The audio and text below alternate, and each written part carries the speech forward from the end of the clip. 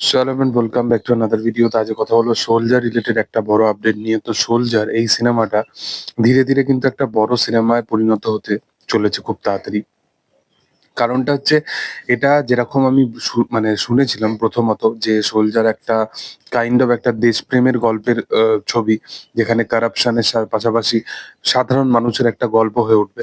But এইগুলোর পাশাপাশি এই সিনেমাটা পুরোপুরি কিন্তু কমার্শিয়াল অ্যাঙ্গেলে বানানো হচ্ছে সিনেমাটাকে।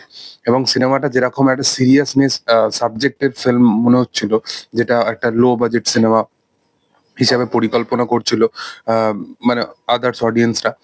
বাট ধীরে ধীরে এই সিনেমাটা কিন্তু অন্যান্য কিছু ডেলিভার করতে চলেছে। সিনেমা স্টোরি লাইন একদমই মানে অন্য সিনেমার তুলনায় একদমই আলাদা রকমের একটা সিনেমা হতে চলেছে।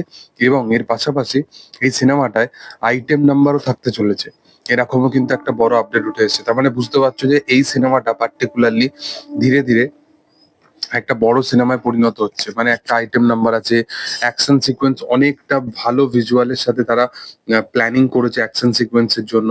তারা কিছুটা পোর্শন ঢাকাতে শুট করার পর তারপর তারা থাইল্যান্ডে গিয়ে কিছুটা শুট করবে, সেটাও পরিকল্পনা করেছে।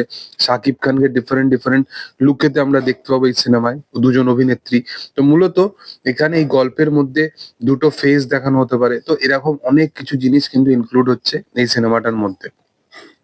এবং এই সিনেমাটায় যে আইটেম নাম্বারটার কথা বলা হচ্ছে, সেই আইটেম নাম্বারটায় এখানে দুজনের নাম শোনা যাচ্ছে, দুজন অভিনেত্রীর নাম শোনা যাচ্ছে যারা এই গানটায় পারফর্ম করবে।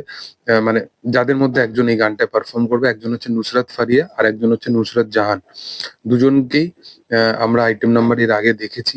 নুসরাত জাহান তো অলরেডি শাকিব খানের সাথে কাজ করেছে এবং সেটা খুবই চার্টবাস্টার গান হয়েছে।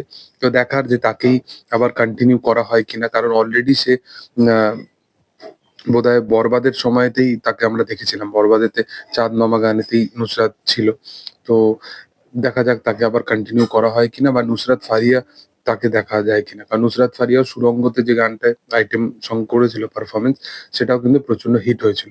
তো দুই নুসরাতের মধ্যে কাকে ফাইনালাইজড করা হয় এবং কার নাম ফাইনালি উঠে আসে সেটাই দেখার। বাট এই আইটেম নাম্বারটা পারফর্ম করতেই দুজনের মধ্যে একজন অভিনেত্রীকে দেখা যাবে। তো দেখার যে সেটা কে হয়। তবে তোমাদের কি বক্তব্য এই আপডেট রিলেটেড, সেটা অবশ্যই তোমরা কমেন্ট সেকশনে জানাতে পারো।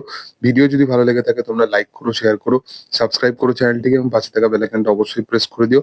Thank you all, by.